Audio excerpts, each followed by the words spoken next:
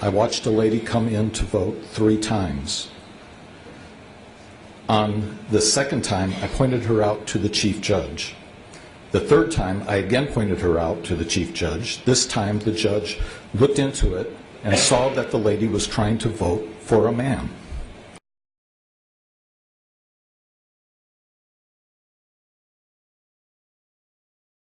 I had observed a woman come in to vote, and I had seen her in voting before.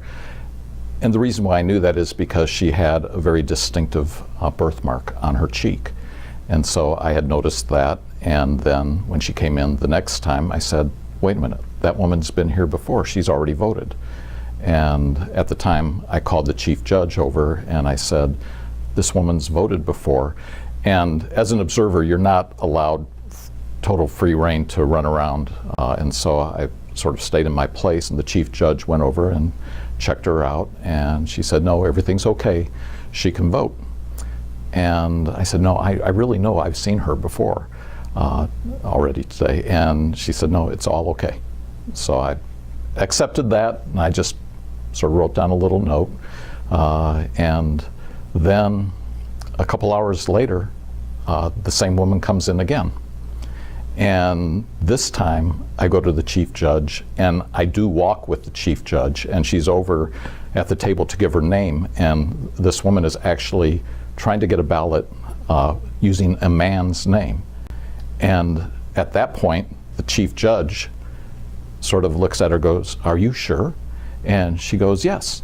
And I'm like, see, I mean, something's, and the chief judge says, no ma'am, you can't vote for him. And she goes, well, are you denying his right to vote? And she goes, no ma'am, he can vote, but you can't vote for him. And she made a comment like she's done that before, and why isn't it okay now? And the chief judge sort of looks at me and looks at her and says, ma'am, you can't vote today. And she was angry. I mean, she was upset. She walked out and then comes back in a couple of minutes later, escorted by a representative from the NAACP and actually a UN voting representative that was there. UN. And they came in and they said, this woman tells us you've denied her right to vote. Who are they talking to at that point? They're talking to the chief judge, but they had already indicated me over. And so I went over, and the chief judge says, that's right, she has, you know, she can't vote.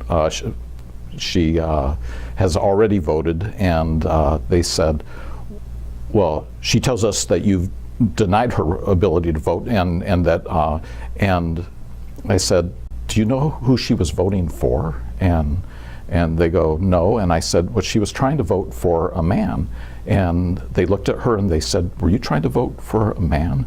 And she said, yes, I was. They're trying to deny his right to have a vote. And so they